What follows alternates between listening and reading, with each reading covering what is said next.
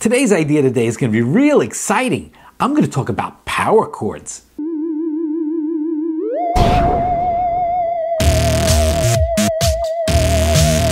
Full disclosure, 50% of the people who've tuned into or found this video probably think I'm going to talk about guitars. Sorry, not those power chords. Anyhow, back to the other types of power chords, the electric power chords.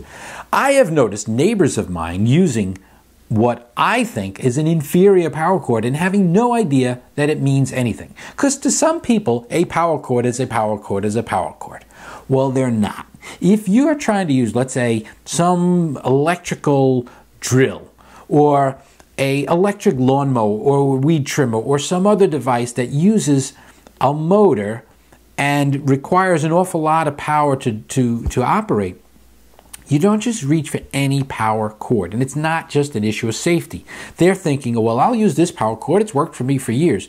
But what they don't realize is that when you use the wrong kind of power chord, it's not just a safety thing, but the device you're using isn't getting the right amount of power. It's as simple as that. They say it's not just an issue of completing a circuit.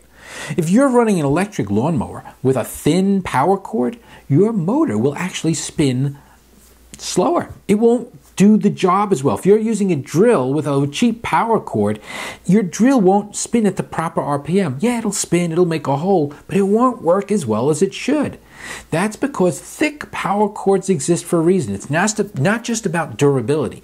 They allow for greater amounts of amps to be flowing through them without creating resistance. And the longer the power cord, the more important it is that it be thick.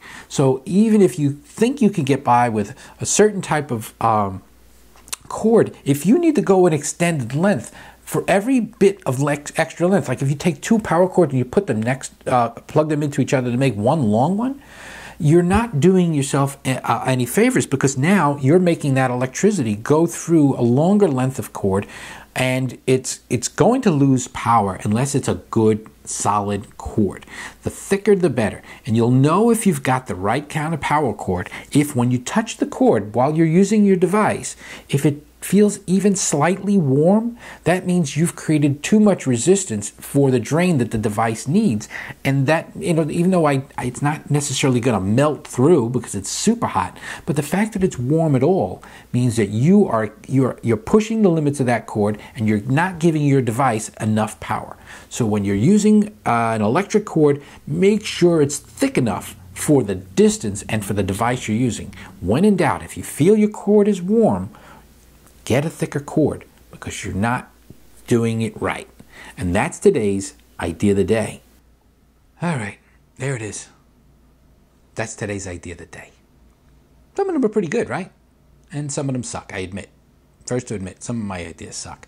But if you visit Idea of the Day every day and you subscribe to my channel by looking at the subscribe link in the corner, you'll see a brand new idea every single day. And I promise you, some of them don't suck.